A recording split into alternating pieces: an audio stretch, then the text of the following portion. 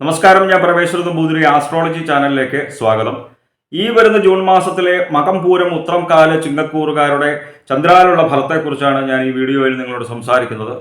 ജ്യോതിഷത്തെ ബഹുമാനിക്കുന്നവർക്കും വിശ്വസിക്കുന്നവർക്കും വേണ്ടി മാത്രമായാണ് ഞാൻ ഈ വീഡിയോ ചെയ്യുന്നത് എന്നതിനാൽ ജ്യോതിഷത്തിൽ വിശ്വാസമില്ലാത്തവർ ദയവ് ചെയ്ത് ഈ വീഡിയോ കാണരുത് എന്നാണ് എൻ്റെ വിനീതമായിട്ടുള്ള അപേക്ഷ. അപ്പോൾ ചിങ്ങക്കൂറുകാർക്ക് ഈ വരുന്ന ജൂൺ മാസം 15-ാം തീയതി വരെ 10-ലാണ് സൂര്യൻ നിൽക്കുന്നത്. അതിനുശേഷം 11-ലേക്ക് വരും. 10-ൽ നിൽക്കുമ്പോഴും 11-ൽ നിൽക്കുമ്പോഴും സൂര്യനെ കൊണ്ട് നല്ല ഫലത്തെയാണ് സൂചിപ്പിക്കുന്നത്. 15-ാം തീയതി വരെ നമ്മളുടെ തൊഴിൽപരമായിട്ടുള്ള കർമ്മസ്ഥാനത്ത് സൂര്യൻ നിന്ന് കഴിഞ്ഞ് കഴിഞ്ഞാൽ ജോലി ആഗ്രഹിക്കുന്നവരുണ്ട് എന്നുണ്ടെങ്കിൽ പ്രത്യേകിച്ച് ഈ കാലയളവിൽ ശ്രമിച്ചോളൂ. അവർ ആഗ്രഹിക്കുന്നതായിട്ടുള്ള ജോലി ലഭിക്കുവാനായിട്ടുള്ള നല്ല ഫലത്തെ സൂചിപ്പിക്കുന്നു. എല്ലായിടവും വിജയം വന്നു ചേരുക, കർമ്മസിദ്ധി വന്നു ചേരുക, അങ്ങനെയാണ് ഫലത്തെ സൂചിപ്പിക്കുന്നത്.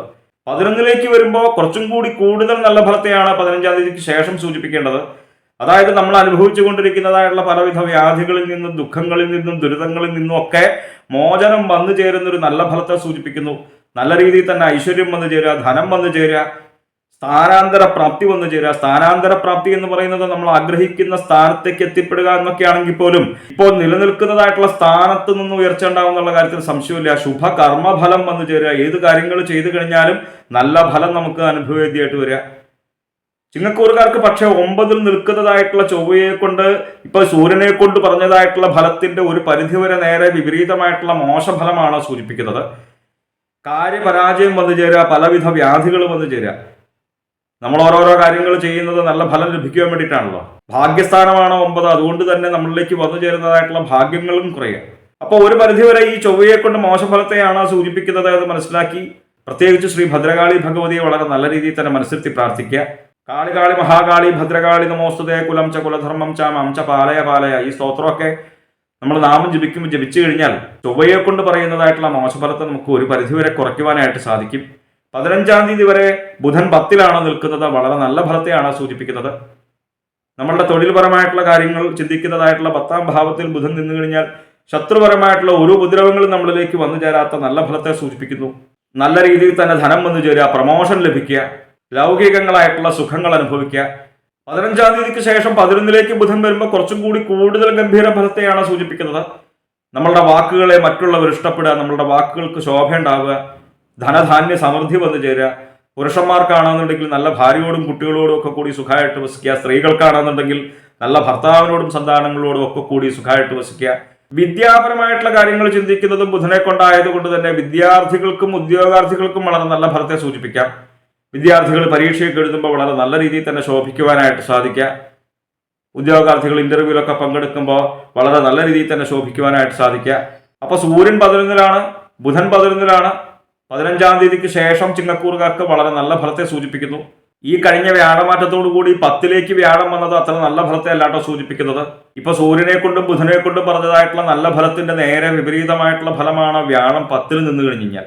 കർമ്മ വൈകല്യം വന്നു ചേരുക, ചെയ്യുന്ന കാര്യങ്ങൾക്ക് നല്ല ഫലം ലഭിക്കാത്ത അവസ്ഥ, നമ്മൾ ഒട്ടും തന്നെ വിചാരിക്കാതെ തൊഴിൽപരമായിട്ടൊക്കെ ട്രാൻസ്ഫർ ലഭിക്കുക, സ്ഥലമാറ്റം ഉണ്ടാവുക.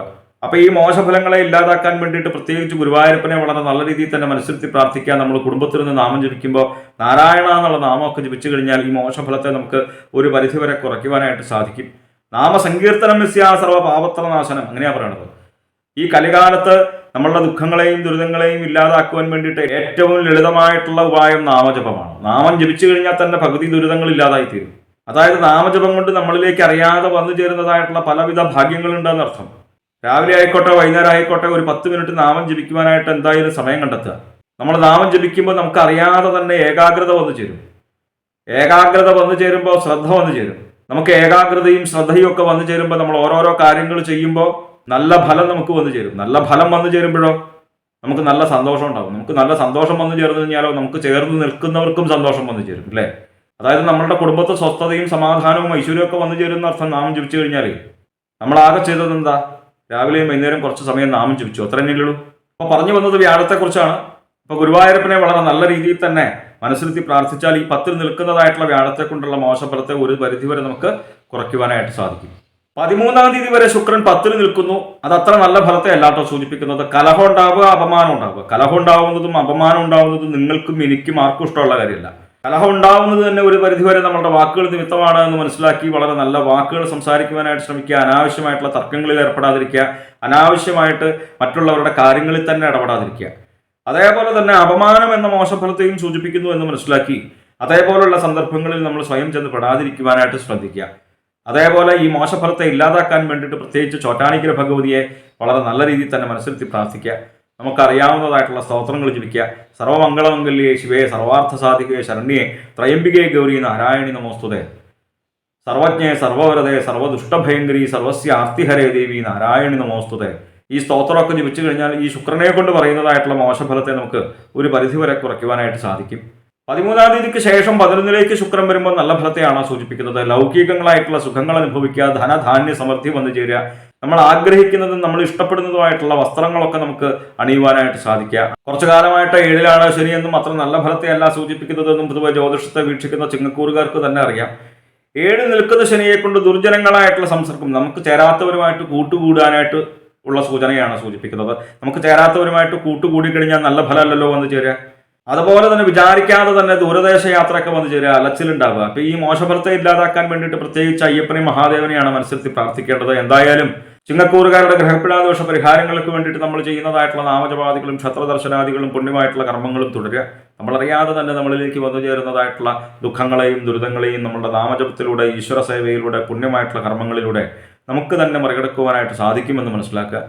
ജ്യോതിഷ സംബന്ധമായ സംശയ നിവാരണങ്ങൾക്കായി നിങ്ങൾക്ക് എന്നെ 628 220 18 72 എന്ന നമ്പറിൽ വിളിക്കാം. 9497095577 എന്ന നമ്പറിൽ വാട്സപ്പ് ഉണ്ട്. വാട്സപ്പിൽ നിങ്ങളുടെ ജനിച്ച സമയവും സ്ഥലവും ഡേറ്റ് ഓഫ് ബർത്തും ഒക്കെ അയച്ചു തരികയാണ് എങ്കിൽ നിങ്ങളുടെ ഗ്രഹസ്ഥിതി ഉണ്ടാക്കി ഇപ്പോഴത്തെ മഹാദശയും ദശാപഹാരവും നമുക്ക് മനസ്സിലാക്കുവാനായിട്ട് സാധിക്കും. നേരിട്ട് കാണുവാനാണ് എങ്കിൽ ചോറ്റാനിക്കര ഭഗവതിയുടെ പടിഞ്ഞാറേ നടയിൽ ബൈപ്പാസിന് സമീപമുള്ള ജ്യോതിഷാലയത്തിൽ വരാവുന്നതാണ്. 628 220 18 72 എന്ന നമ്പറിൽ മാത്രം വിളിക്കാൻ ശ്രമിക്കുക. നന്ദി, നമസ്കാരം.